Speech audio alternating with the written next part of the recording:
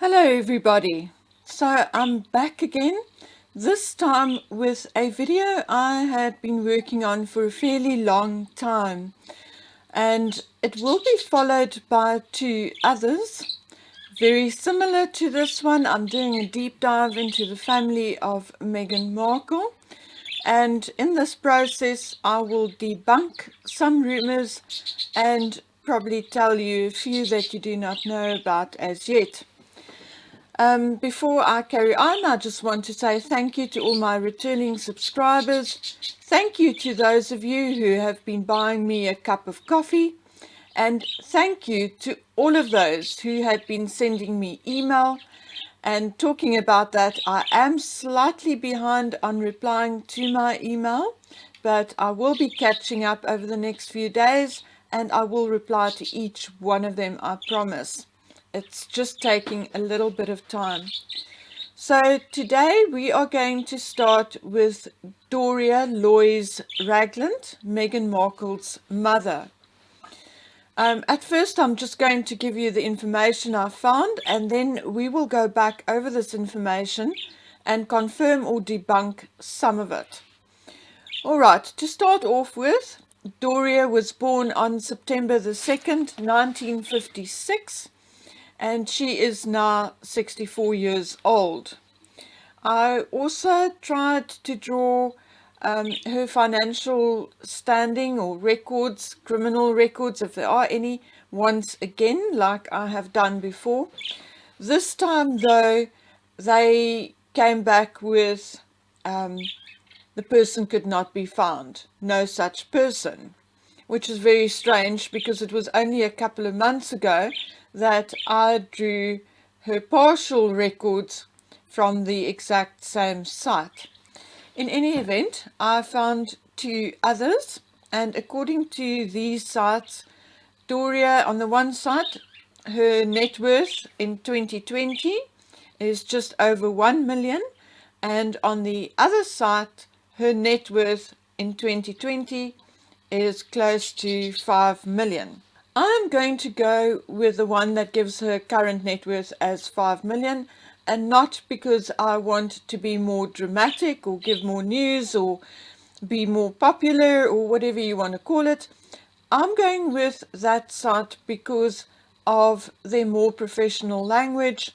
It tells me very clearly that her net worth in 2020 lies at nearly 5 million, and it gives an almost exact amount.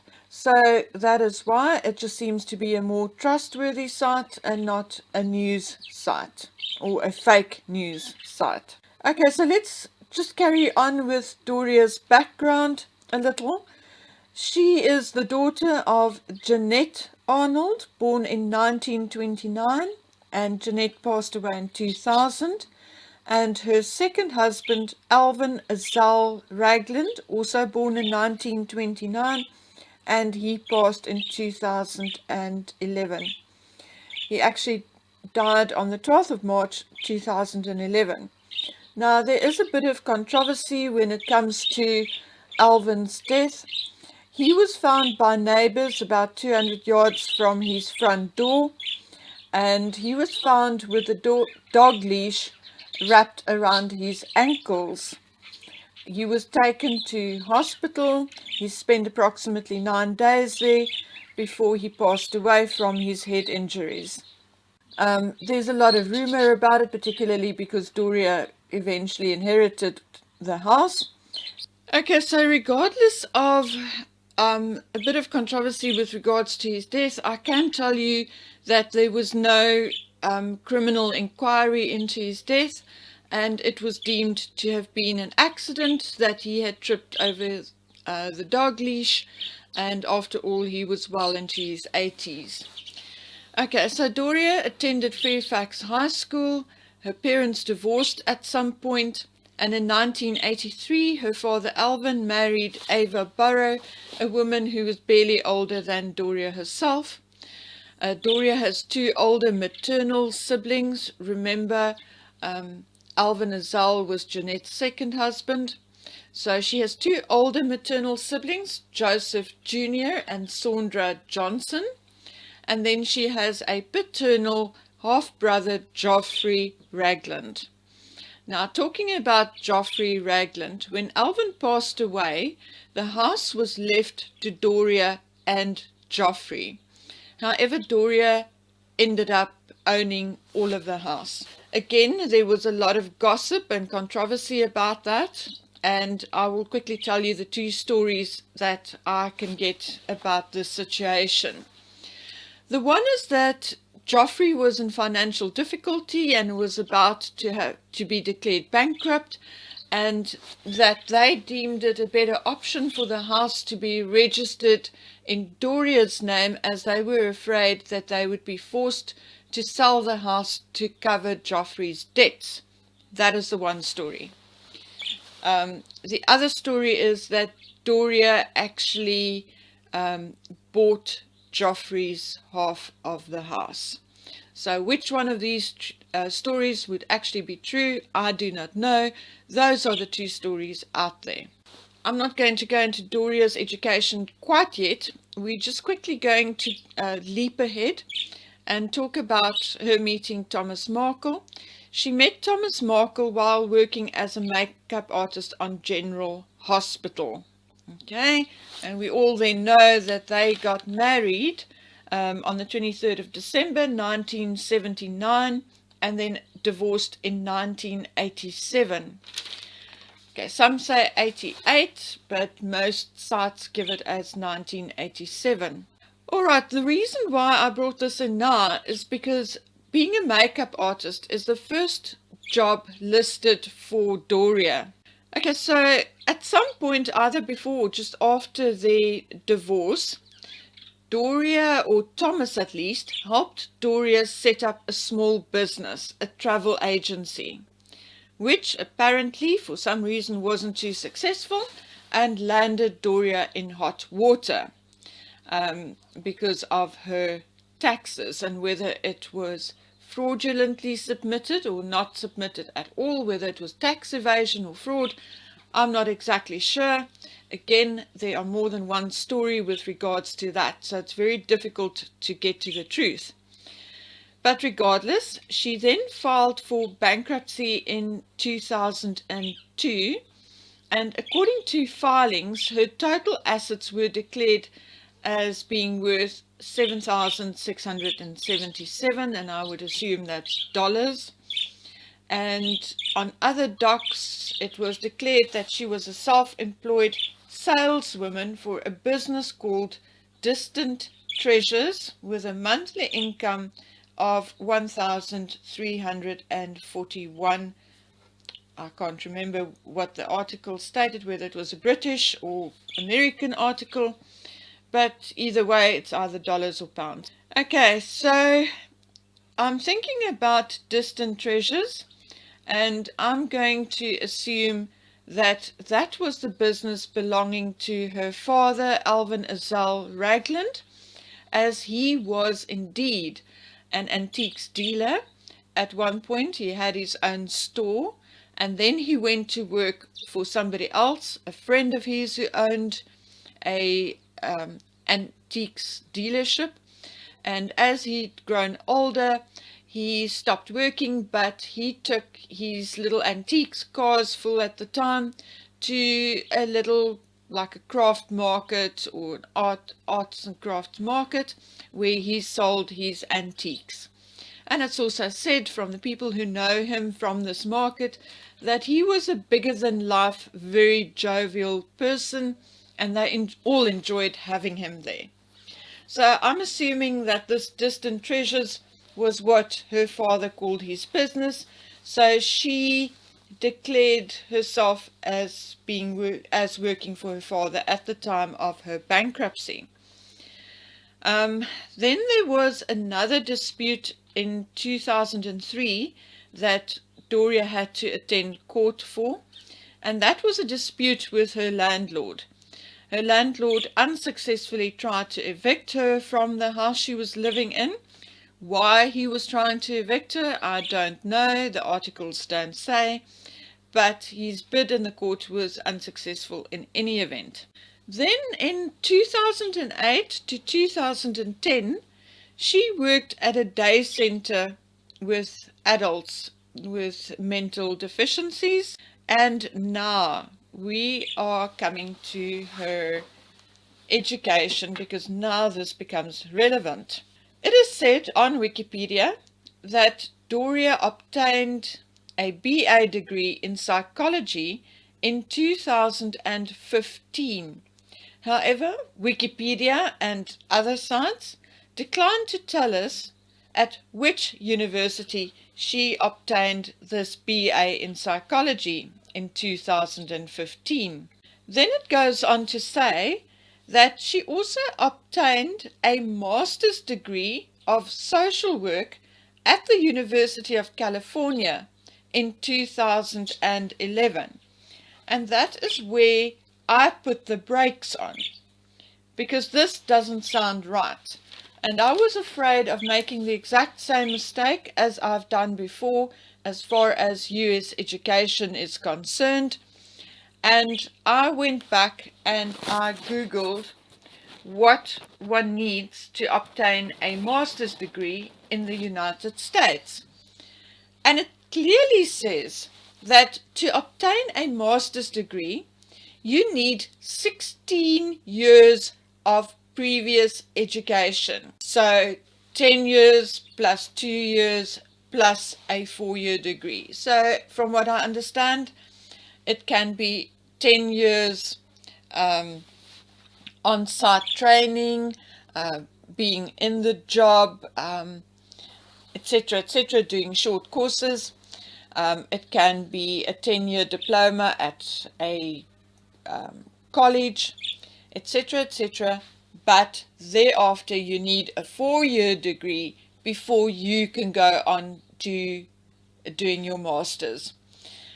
And it actually states that. It says, if I read further on, or a 10 plus 3-year diploma plus a 3-year degree. So that's exactly what I said before. There are obviously different kinds of diplomas, different kinds of short courses, and in-job training, etc., etc. But that needs to span a period of 12 or 13 years, and then you go on to your 3-year degree, be it your BA or BSc, and then you go on to your master's. So no matter how you look at it, you need 16 years of previous education, of which 3 or 4 years need to be a degree, be it a BA or BSc degree. Okay, and then it also states that whatever courses you've done or whatever degree you have, it has to include standardized test scores, which means that you have to physically at some point attend a college or a university. Right, so that is where my first problem comes in.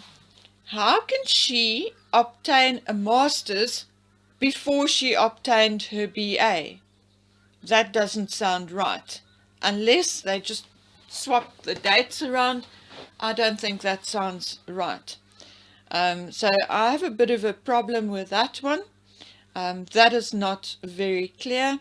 And if I go back into her past and I do a timeline, did she perhaps do another diploma, or did she do another courses in social work? Did she attend a college where she did courses pertaining to social work?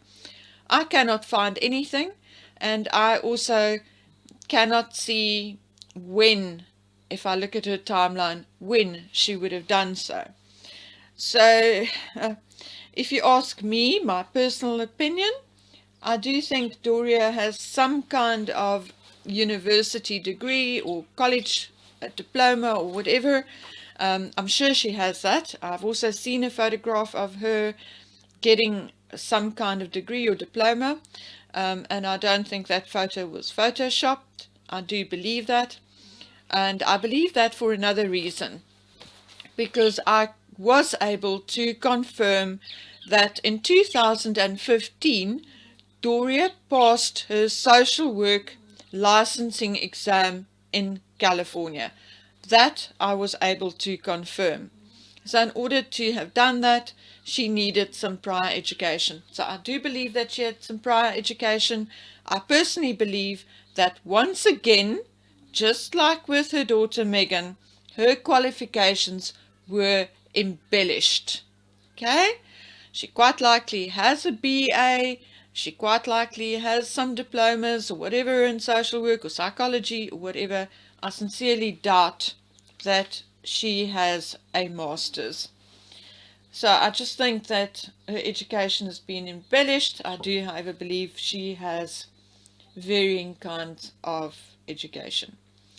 Okay, so to get back to what else dear Doria did, after she passed her social work licensing exam, she worked at Didi Hirsch Mental Health Services for a period of 3 years, and then she resigned in May 2018, just before Meghan and Harry's wedding.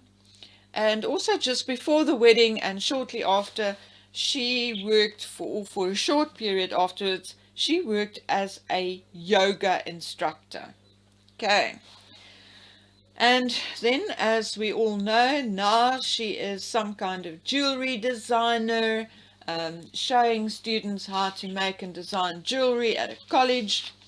And I can't find her having done any courses or having any teaching experience or diplomas. So I just find that very strange. Okay, but let's move on. Those are a few more of these discrepancies, but let's move on.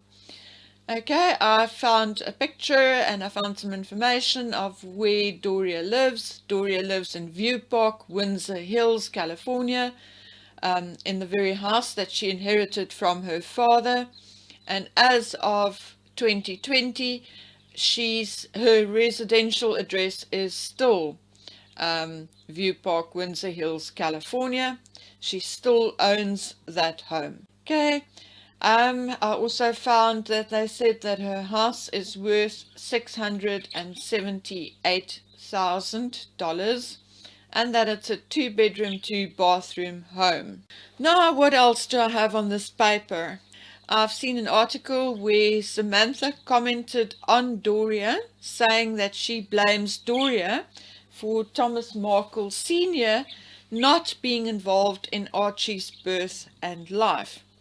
Now, I can't really understand that, and I will tell you why, but let me just say this. From what I understand from what Samantha is saying, she blames Doria because she believes that Doria had not done enough to heal the rift between Meghan and her father, or she means that Doria had been fueling the rift between Meghan and her father. Either or, I found something very, very strange. And that is a photograph of Thomas Markle visiting Doria's home on the 10th of May 2018, so only a mere few days before Meghan's wedding, where he dropped flowers off for Doria, obviously wishing her well for her trip to Britain. Okay, so if there's a bad relationship between Thomas and Doria, why then was he dropping flowers off for her at her home? So yes, people, I find a lot of this background information rather strange. And something else I found rather strange, and something I haven't seen in the media before, is that Doria, with all her bankruptcies and landlord disputes, that those weren't the only issues she had to attend court for. We have all been wondering why Meghan went to live with her mother at age 11. And here comes the clincher of this program, or this video, the video for today. And I hope you guys stuck it out with me up until now. Now, what I found were a couple of stories with regards to why Meghan went to live with Doria. The one story is that at some point Doria went and lived a very free hippie lifestyle, and Meghan just did not fit her lifestyle at that point. She needed some freedom, she needed some space. The other story is that Doria was suffering from some financial difficulties. She wanted Meghan to attend a better school or a more renowned school, and that Thomas could better afford it at the time, and that he was closer to one. So that's story number 2. Story number 3, that actually at some point came out of Meghan Markle's own mouth, although she had since been very quiet about it. She hasn't mentioned it again. But I remember just over a year ago, I actually took a screenshot of the speech in which she said that her mother, like Catherine's mother, was an air hostess at the time. And because of her hours and being away from home, Meghan had to go stay with her father. Now, I think the reason why Meghan hasn't mentioned this ever again was because that has now been thoroughly debunked. Doria was never an air hostess. She may have been an hostess somewhere, but not an air hostess. It was never even suggested or said which airline she was a hostess for, from which city she worked out of, etc., etc. And that is just a piece of fluff. She was never an air hostess, and that was not the reason why Meghan went to live with her father. But I will tell you what the reason was.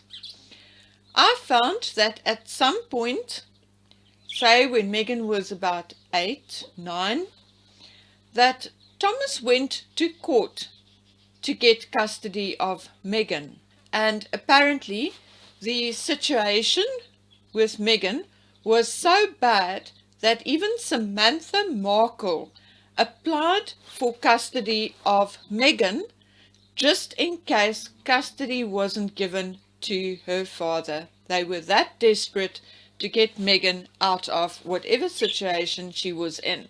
Samantha's help wasn't necessary, as Thomas Markle subjected himself to all these psychological evaluations and all the intrusions by the welfare, and finally he got custody of Meghan, and she went to live with him aged 11. Some say age 9, some say age 10, some say age 11. Fact of the matter is, Meghan went to live with her father at some point between ages 9 and 11, and she stayed with him until she finished school. End of story. He had custody, prime custody of Meghan. I'm not saying she didn't spend weekends with her mother, but her mother definitely disappeared off the scene for a couple of years, whereafter she again had visitations with Meghan. Now, whether Doria disappeared off the scene because she was in jail. Sorry, I need to put my teeth back in. Okay, so whether Doria disappeared off the scene because she spent a couple of years in jail because of tax fraud, or for whatever reason, Doria disappeared off the scene for a couple of years, and that is a fact. And I have heard that not just from the Markles, but also from some other credible sources. Now, I was contacted by a lady who said that she had proof.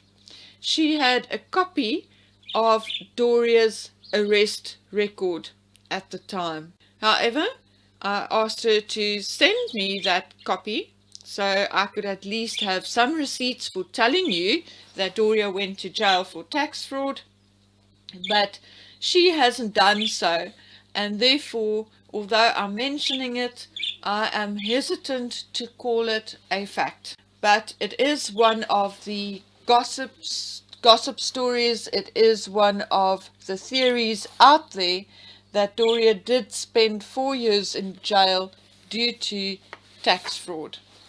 And that brings me to the next thing and our last point on Doria's background and her current scenario.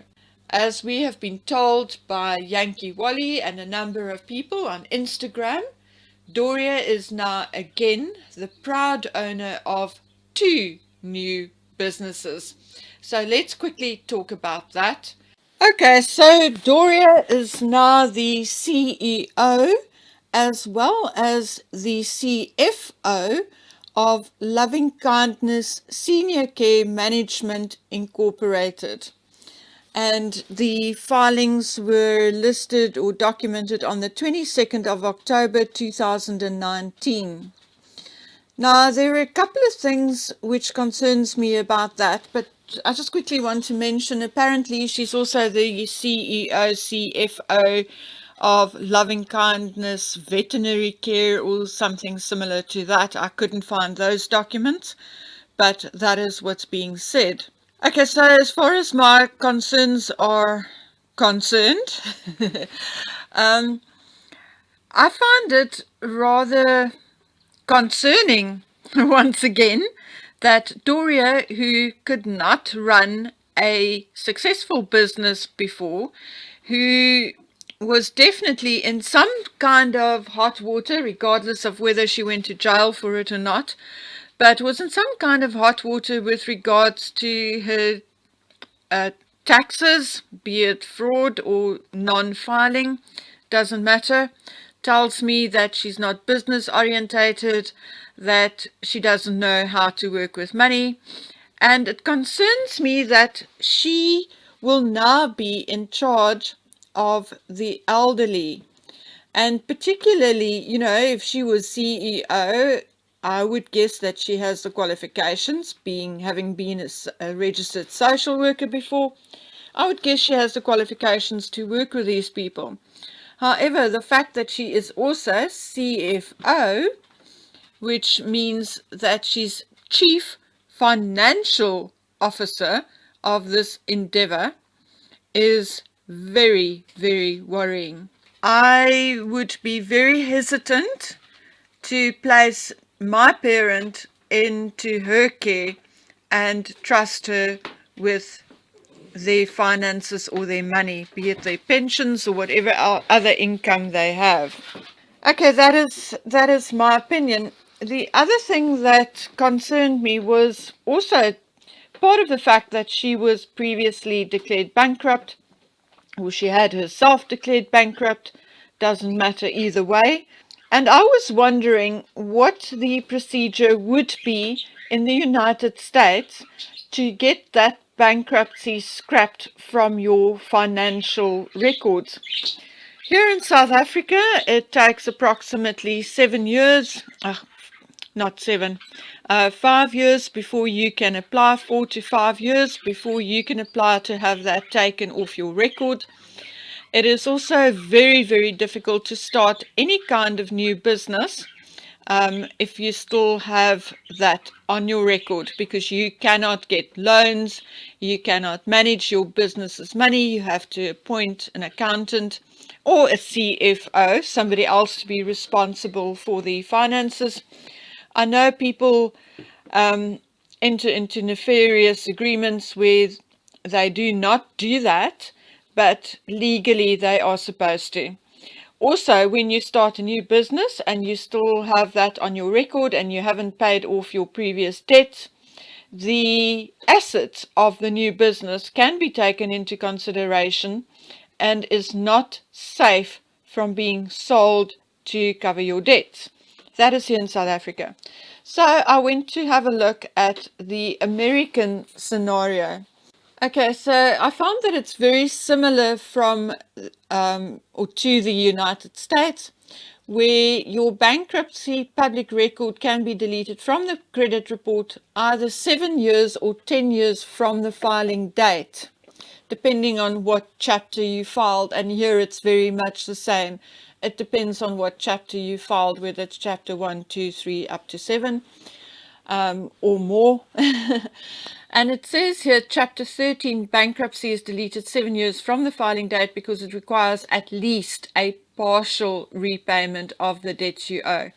Okay, so if there was fraud involved, obviously the rules or laws would be stricter, and it may require full repayment of the debt you owe, and obviously then a longer period of time before you can have that bankruptcy records deleted from your public credit record. It also goes on to say, as far as the United States concerned, as I said, it's very difficult in South Africa to start a small business again after bankruptcy. But in the United States, if you had filed in a Chapter 7 bankruptcy, you can actually start a new business. However, there are a couple of things which will also make it very difficult. The new business can't discharge or wipe out the debt in a Chapter 7 bankruptcy. And if the two businesses are essentially the same, an old creditor can collect from the new business. And I believe that it doesn't necessarily have to be similar or the same. If you start a new business and you still have previous debts, your creditor can collect from the new business. An attempt to avoid paying a creditor through such maneuvering may be considered fraud. And that's exactly what's happening here in South Africa. You cannot just have yourself declared bankrupt, move on to a new business, and think you don't need to pay your debts anymore. If you do that, because people have tried it, and they did land their backsides in jail because they were perpetrating fraud, they were trading under a new name and leaving their old debts behind. People have tried it. And I guess in America they've also tried it, and it doesn't work. Using corporate structures won't help. Courts disregard business structures such as LLCs and corporations when fraud is involved. Exactly what I said. So I find the American laws in this case very similar to our South African laws, and therefore it truly concerns me. Has Doria paid off all her debts? Has her previous financial records now been scrapped? She obviously had enough time, because if she filed for bankruptcy in 2002, she could have had it taken off her records or removed from her records in 2012 already. So, yeah, or even sooner if she filed a Chapter 7. So, yeah, she can start a new business without any claims being made on this business. However, it just concerns me that she also places herself in the position of chief financial officer in these businesses. She definitely does not have the credit records to support her being the chief financial officer. And that is just my opinion. This information is readily available. I guess if you're a business owner or a parent, I would recommend you go on to Scott Reich's channel. For $10 a month, I believe you can actually draw someone's financial and criminal records from an app that he has available. And I would suggest, not just for Doria, but for anyone else that you do business with, that you make use of an app like Scott's and check them out before, particularly when it comes to the vulnerable in our families, the elderly and our teenagers. You know, he's told stories of teenagers dating young men, and when they do a check on them, they have criminal records. So this is just a piece of advice, and I think it's good and sound advice, and it does not just pertain to Doria. Now, I want to end this video by saying that I found it very difficult to make this video because none of us are without a history or without a past.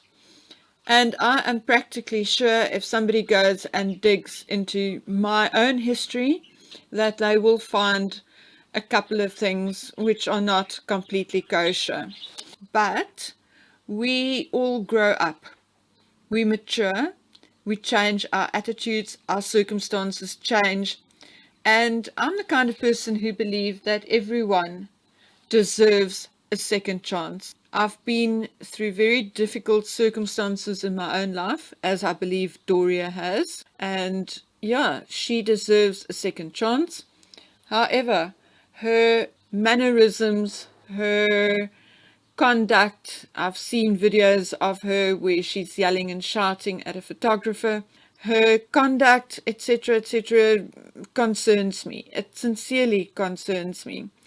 I'm not sure that or whether many of the lies and discrepancies I found were actually due to just her daughter's embellishments or whether they were actually her own. However, when circumstances like that arise and lies can be pointed out, I would just caution anybody to just be careful. Just be careful. Do not fall for the name. Do not fall for the well-known names attached to this woman. Get to know her first before doing business with her.